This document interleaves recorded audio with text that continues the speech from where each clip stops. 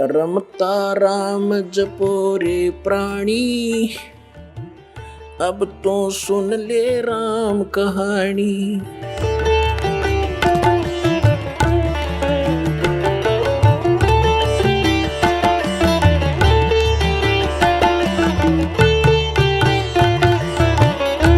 अपने आत्माओं यहाँ एक कंसेप्ट और क्लियर करेंगे। गीता ज्ञान दाता कहता है, अब उसकी पहचान भी बताता है कि वो तत्वदर्शी संत होगा कैसा। श्रीमद् भगवत गीता अध्याय नंबर 15 के श्लोक नंबर 1 में तत्वदर्शी संत की पहचान बताई है। क्या बताया है कि ये एक संसार रूपी उल्टा लटका हुआ वृक्ष समझो, पूरा विश्व सब ब्रह्मांडों समेत, और जिसकी ऊपर को जड़ है, नीचे को तीनों गुण रूपी शाखा है। श्रीमद् भगवत गीता अध्याय नंबर 15 के श्लोक नंबर 1 से लेकर 4 में ये स्पष्ट किया है। इस उल्टे लटके हुए संसार रूपी वृक्ष की जानकारी दी है। अब आपको ये उल्टा लटका हुआ संसार रूपी वृक्ष दिखाते हैं, फिर आसानी से जो दास सब सदग्रंथों से रूबरू करने जा रहा है, आपको आसानी से समझ जाएंगे। देखिएगा, ये समझो एक संसार रूपी वृक्ष है पूरा।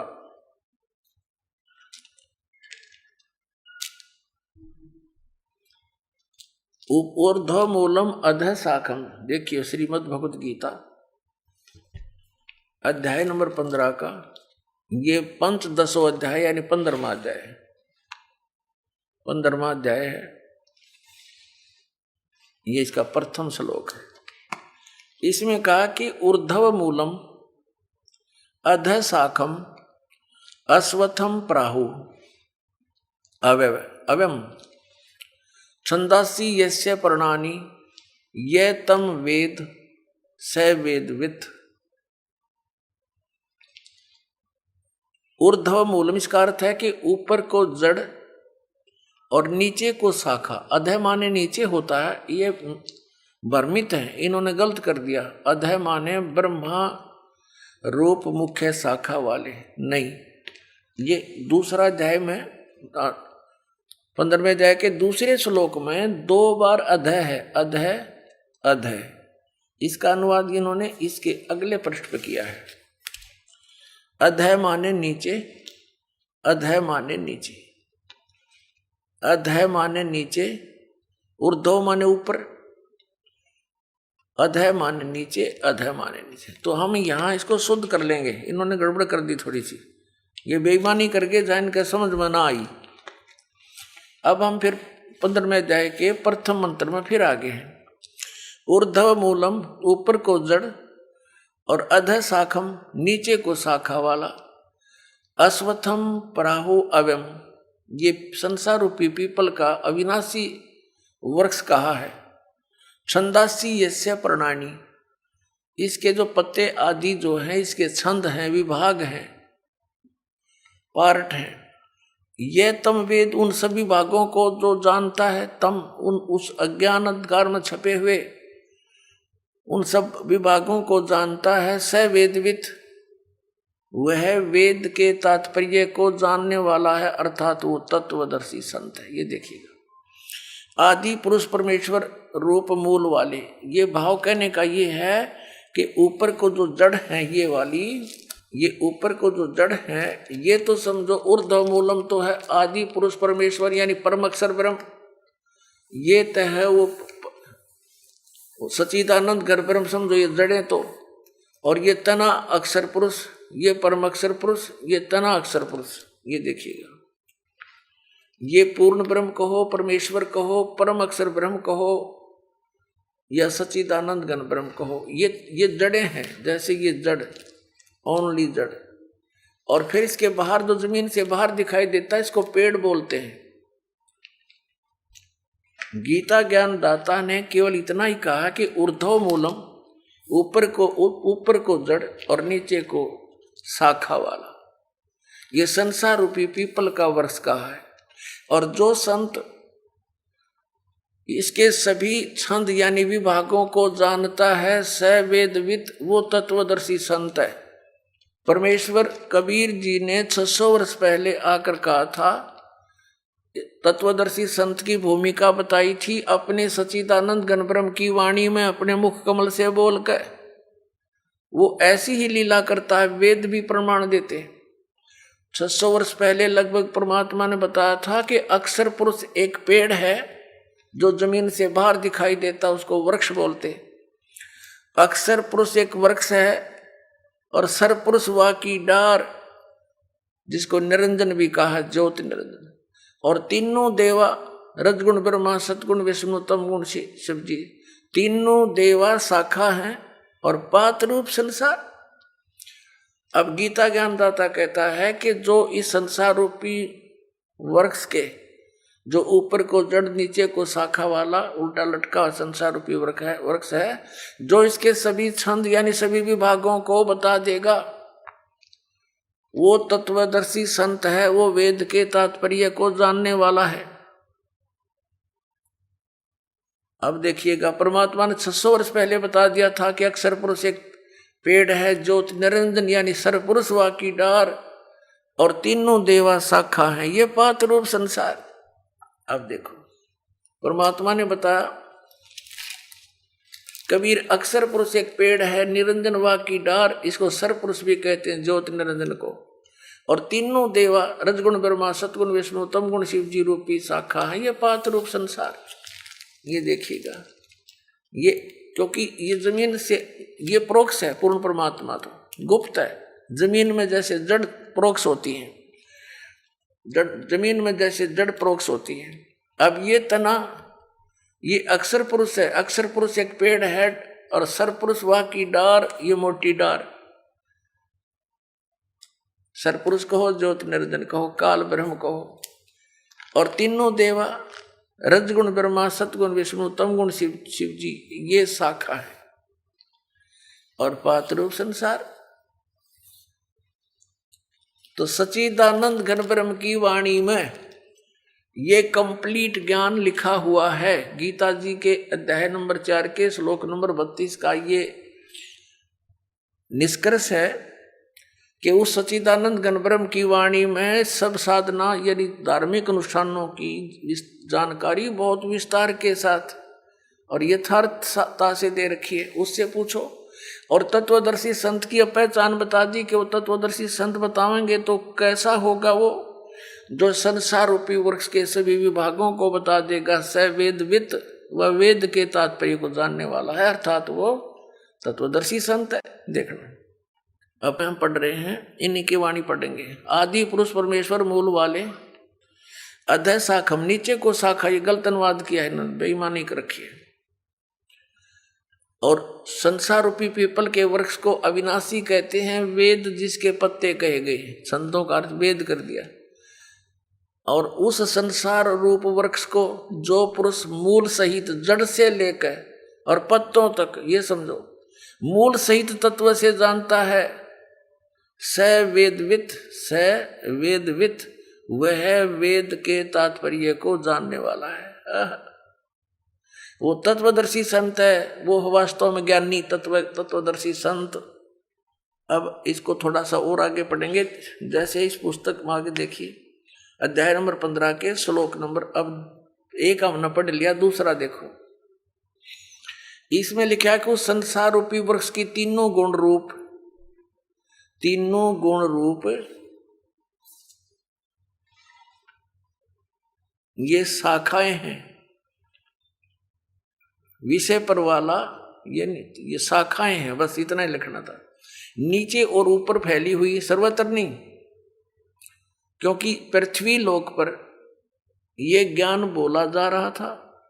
और श्री ब्रह्मा, श्री विष्णु, श्री रजगुण ब्रह्मा, श्री सतगुण विष्णु, श्री तमगुण शिव जी की जो पहुंच है, रीच है,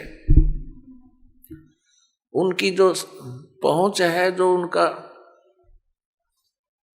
प्रभुता है उनकी, वो केवल इन 3 लोकों पर है। पृथ्वी लोक, नीचे पाताल लोक और ऊपर स्वर्ग लोक। इन तीन लोकों पर इनकी प्रभुता है, यहां तक इनकी पहुंच है। ये एक एक विभाग के मंत्री हैं।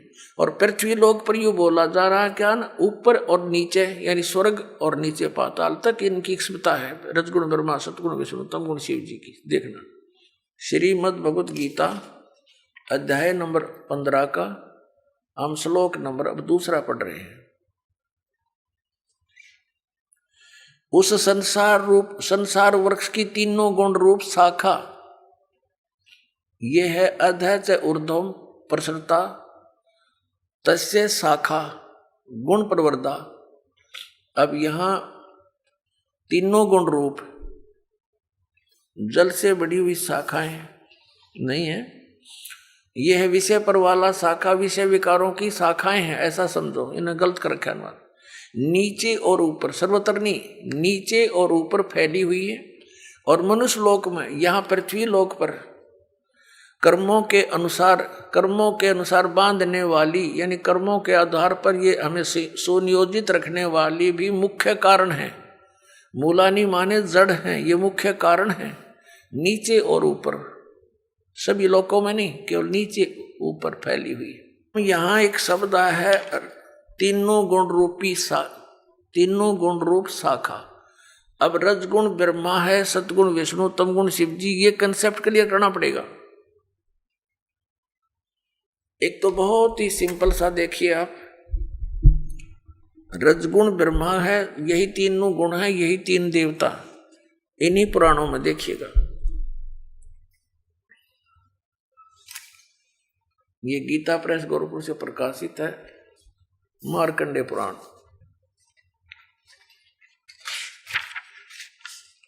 ये वही मार्कंडेय पुराण है, सचित्र मोटा टाइप। अब ये कहां से छपी है, यहां से देखना। प्रकाशक एवं मुद्रक हैं गीता प्रेस गोरखपुर, गोविंद भवन कार्यालय, कोलकाता का संस्थान। ये इनके फैक्स और फोन नंबर है। इसके 123 नंबर पर आपको दिखाते हैं संक्षिप्त मार्कंडेय पुराण। 122 पृष्ठ से शुरू करेंगे। ये मार्कंडेय जी बोल रहे हैं, मार्कंडेय जी अपना ज्ञान बता रहे हैं और इसके सामने आ जाते हैं। यहां रजोगुण प्रधान ब्रह्मा, तमोगुण प्रधान रुद्र और सत्व प्रधान श्री विश्वपालक विष्णु हैं। यही तीन देवता हैं और यही तीन गुण हैं। यही तीन देवता हैं, रजगुण ब्रह्मा, सतगुण विष्णु, तमगुण शिव जी। और यही तीन देवता कहो चाहे इनको तीन गुण कहो। वह कंसेप्ट क्लियर। वैसे तो बुद्धिमान को कहते हैं संकेत बहुत होता है, लेकिन फिर भी ये बहुत गहरी जड़ें हैं इस अज्ञान की हमारे अंदर। और प्रमाण देते हैं एक, देखिएगा। ये है श्रीमद् देवी भागवत हिंदी टीका सहित भाग 1।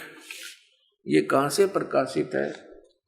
ये है अथ देवी भागवतम भाषा सभाष्टिकम समातम, खेमरा श्री कृष्ण दास प्रकाशन, मुंबई 4।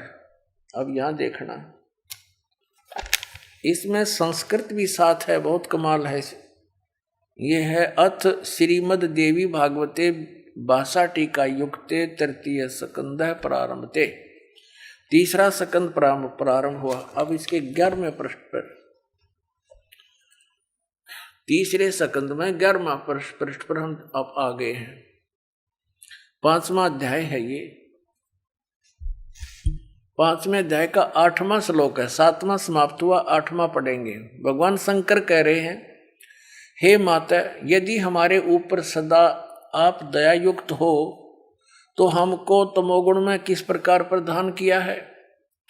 ब्रह्मा रजोगुण और हरि सतगुण युक्त किए हैं। क्यों युक्त किए हैं? अब यहां हम हिंदी भी पढ़ेंगे। हिंदी हमने पढ़ ली, संस्कृत पढ़ेंगे।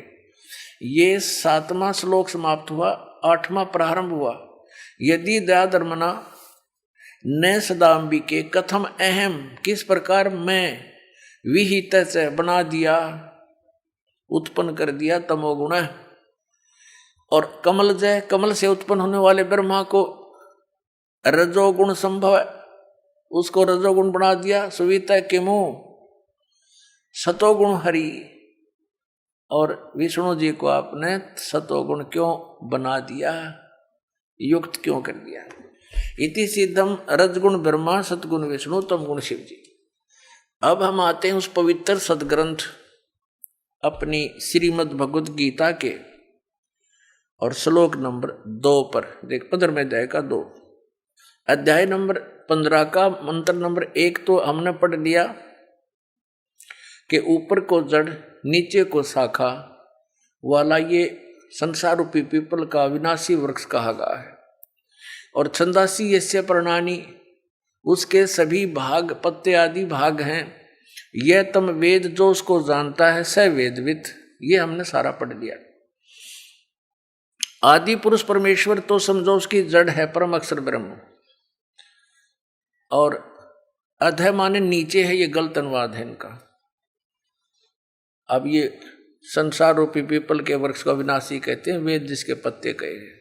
और जो इसको जानता है जड़ से लेकर नीचे तक स वेदविद, वो तत्वदर्शी संत है, वेद के तात्पर्य जानने वाला। अब दूसरे में कहा कि उस संसार वृक्ष की तीनों गुण रूप रजगुण ब्रह्मा सतगुण विष्णु तमगुण शिव जी,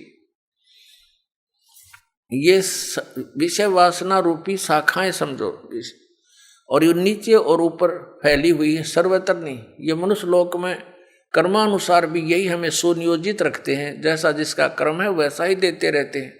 ये यहाँ पर हमें बांधे रखते हैं, बांधने वाले हैं, और नीचे और ऊपर फैली हुई सभी लोगों में नहीं। अब तीसरे में कहा है इस संसार का स्वरूप जैसा कहा है वैसा यहाँ विचार काल में नहीं पाया जाता। गीता ज्ञानदाता कहता है कि जो मैं तुझे अब गीता का ज्ञान तेरे मेरे विचार काल में डिस्कशन में, गीता जी के ज्ञान की चर्चा में, इस संसार रूपी वृक्ष का जैसा स्वरूप कहा है वैसा यहाँ विचार काल में, यानी तेरे और मेरे गीता जी के डिस्कशन में मैं नहीं बता पाऊंगा, क्योंकि इसका यहाँ विचार काल में नहीं पाया जाता, क्योंकि न इसका आदि है और न इसका अंत है, कि मुझे इसका कोई ज्ञान नहीं है, तथा न इसकी अच्छी प्रकार सतिथि है। इसलिए इस सुविरुद्ध मूलम, इन्होंने अनुवाद गलत किया है, अति दृढ़ मूल वाले, ये ठीक है, इतना ही काफी है। अति दृढ़ मूल वाले यानी ऊपर को जो जड़ है वो तो है अमर स्थल, अमर स्थान परमात्मा का।